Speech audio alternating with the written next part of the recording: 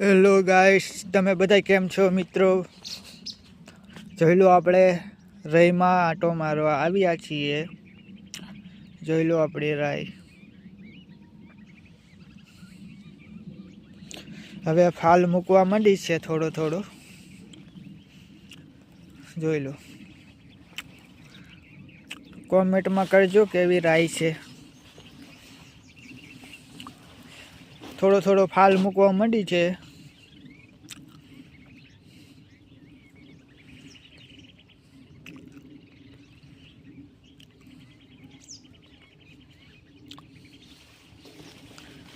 જોઈ લીજો મિત્રો.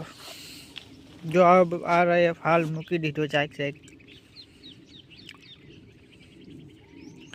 આ કયું બિયારણ છે કહેજો કોમેન્ટમાં.